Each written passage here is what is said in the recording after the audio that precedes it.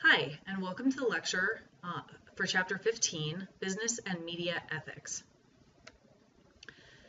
As with previous chapters in this textbook, rights and obligations are explored, but this time in relation to business and the media.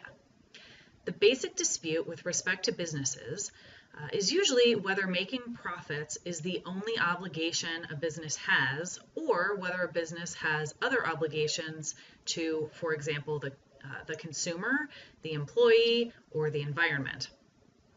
Business might, for example, be obligated to make positions available to certain groups because they have been discriminated against. In media ethics, the topic of advertising is often problematic since pressure to sell the product might offend against truth, responsibility, and other values. The basic moral issue in journalism often boils down to the contest or tension between the public's right to know and an individual's right to privacy. First, we'll talk about business ethics. Some people joke that the term business ethics is an oxymoron. And the statement that only profit or loss matters in business is simply not true. Business ethics is an essential component to establishing and maintaining sound business character and reputation. The general argument against business ethics is that it's an oxymoron, right? That all is fair in love and business, and that ethics essentially doesn't belong in the business world. And an example of when the argument to keep ethics out of business seems to have succeeded is with respect to the Enron fiasco as well as the Andersen fiasco. And we'll talk about those a little bit later. There is this idea of realism within business, and the idea is essentially that human lives are fraught with moral decisions, and so why should jobs be exempt from ethical values? Ethics is in every other aspect of our life, and so why wouldn't we also want and expect there to be a code of ethics with respect to businesses? And of course, the realism position is the one that the author of the textbook takes. There is multiple ethical principles that apply to business ethics, and we will consider some of them in this lecture. Rights and obligations in business. Both general and specific rights and obligations are involved in business. For example, a business has a right to pursue opportunities for employment or hiring certain employees, as well as the right to fairness, honesty, and truth in business dealings. Now, there are two approaches to the rights and obligations in business. First is the competitive approach, and then we have the government control approach. Within the competitive approach, it's essentially a laissez-faire, free enterprise, dog-eat-dog world, winner takes all, or winner makes the biggest profits kind of system. The idea there is that the government should be hands-off and businesses should be allowed to compete, and that by doing so, businesses essentially will be able to thrive. And that can be big businesses or small businesses, but essentially all individuals are to compete as aggressively as possible to make as much money or as many profits as possible. The government control approach favors state ownership of businesses and enterprises, and that's against the laissez-faire approach. One benefit of the government control approach is that it provides fair and equitable opportunity and living for individuals involved in business. The author of our textbook gives us a moderate position, and he says, or they say, free enterprise with some government control is really the way to go. And with some government control or oversight, there will be a system of checks and balances to overcome the excesses from the competitive approach. So the moderate position, according to the authors of our textbook, basically allows for an employee to be part of some kind of protection group, a union or other group designed to protect individual rights within business. But the moderate position also allows for consumer protection groups.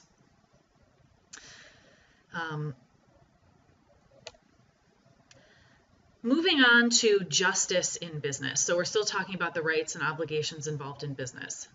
There are three types of justice in business. The first is exchange justice, and that's the idea that there should be reimbursement for services rendered or products made or sold. So an example is that if I provide some service or if I produce a product for you, then I'm owed reimbursement for my time and whatever it is I've produced. The second example is distributive justice. And the idea here is that profits and responsibility should be distributed among individuals within a business and perhaps even amongst businesses within our global society. The third type of justice is social justice. How should businesses treat customers and members of society? What does a business owe to customers and owe to society more generally?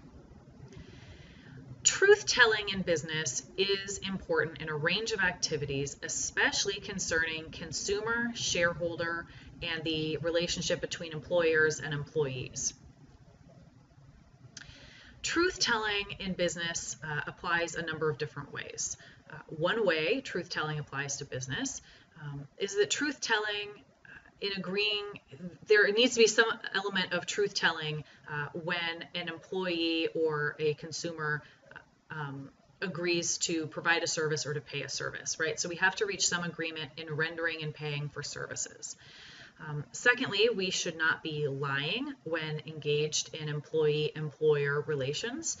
So if my boss were to make a promise to me that if I were to bill a certain number of hours each month consistently for 12 months, then I would receive a raise. And after I've met my obligations, if my boss does not give me that raise, then I'm going to feel as if my boss did not tell me the truth there.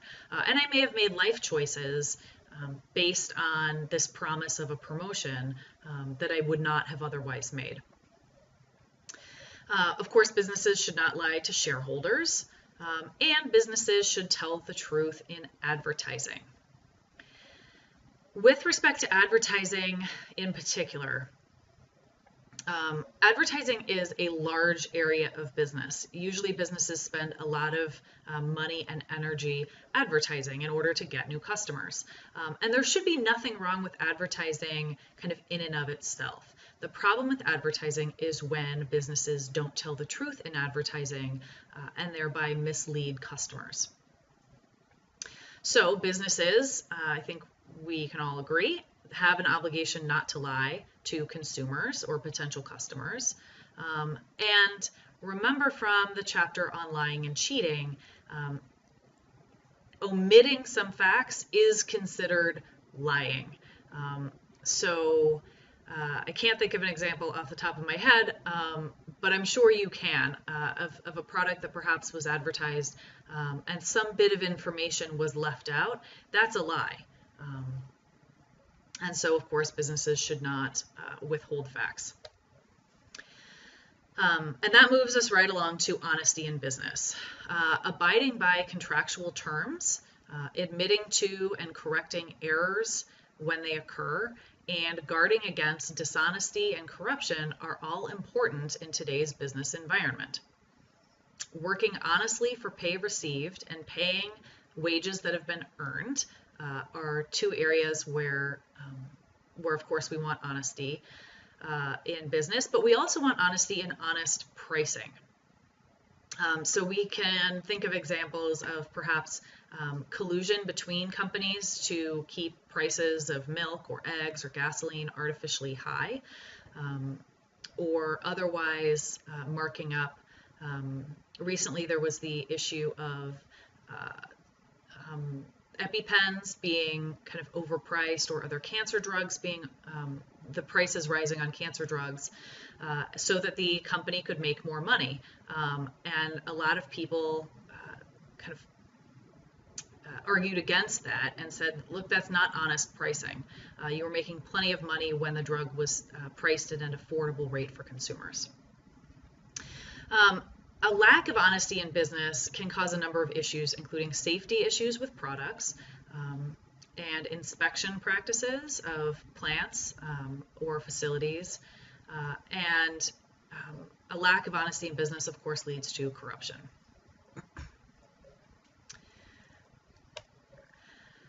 There are 5 areas of business ethics that will be further explored during this lecture. One is advertising.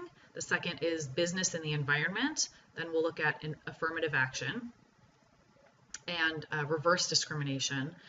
And then in part 2 of this lecture, we are going to look at sexual harassment and corporate greed. With respect to advertising, how products are presented to the public should be as honestly as possible. Of course, if we have a situation when a business is not aware that a product might be unsafe, that's a much different situation than a company intentionally hiding the truth about the safety of a product. There are 2 main approaches to advertising. One is anything goes, and the second, of course, is the truthful approach. And that anything goes approach matches up well with that dog-eat-dog world, or all's fair in love and business approach to business ethics in general. Next, we have business in the environment.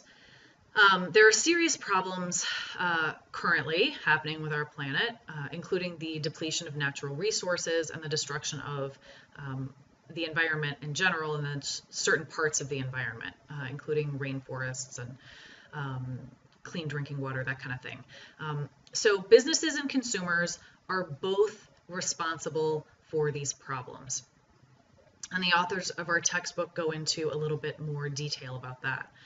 But there are essentially 3 positions with respect to business and the environment. One is the primacy of business, and that's the idea that business gives consumers what they want, and this is their only responsibility. If I am a small business owner, my job is to give the consumer what they want at a price they want. So if that means that I destroy the environment in providing my customers with what they want, that's not my problem. My business is to produce a particular product for my customers. My business is not cleaning up the environment. So that's the first position, called primacy of business. The second position is primacy of environment, and that's the antithesis of that first position, right? So the idea here is businesses must take responsibility for their part in maintaining the environment and putting right any damage that they cause. The moderate position that our textbook authors give us says, look, we're all to blame. It's not just businesses and it's not just consumers. We all have some responsibility in the destruction of the environment and the protection of the environment, and so we all need to work together to safeguard the environment. Moving on to affirmative action and reverse discrimination. Discrimination in the hiring, promotion, and firing of employees, particularly employees of certain ethnic and religious backgrounds, women, disabled individuals, and the aged, have all been well documented. And some of the methods used to address discrimination may in themselves present ethical and legal dilemmas. So first, let's look at the argument for discrimination. Some businesses are going to say, look, my business practices and how I as the employer decide to run my business is my business. That's my own affair. If I choose to discriminate, that's my business. It's not your place to judge, and it's not the government's place to intervene. And some of the arguments I might rely on in making that claim are that I, as the employer, I have the right to hire and fire who I see is going to kind of serve my business best. Any past discrimination is not my fault. I wasn't there 20, 30, 50, 100 years ago discriminating, and so the fact that there has been this discrimination is not my fault. And so to require me to play by certain rules or to prevent me from hiring or firing certain people is to punish me for something that I didn't do. A third argument is that discrimination occurs everywhere, and it's unfair to charge me as a business owner for correcting this discrimination. Another argument for discrimination is that business should not be singled out to make amends for practices that occurred everywhere. And so the idea there is, wait a minute, if my business is going to be held responsible for reversing discrimination, then so should every school and church and other institution in society. We can't single out businesses. The third argument for discrimination is that businesses should not be prevented from hiring and firing the employees they prefer. Moving on to arguments against discrimination. The first is that discrimination in employment is one of the worst kinds of discrimination, since the effects are so far-reaching. If I discriminate in my small business and choose not to hire employees because of their religious or ethnic background or because of their gender, by preventing that person from obtaining work, the consequences can totally alter that person's world, their ability to pay their rent, to raise their children, to make their car payment. And so the effects of discrimination in employment are just so damaging. The second argument against discrimination is that the people who've been discriminated against are owed something for the actions committed against them.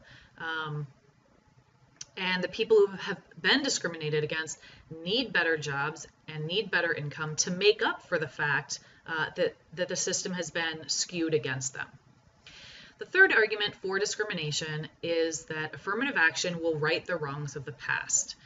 By replacing employees at all levels with people from various discriminated against groups, that will essentially kind of rebalance the scales.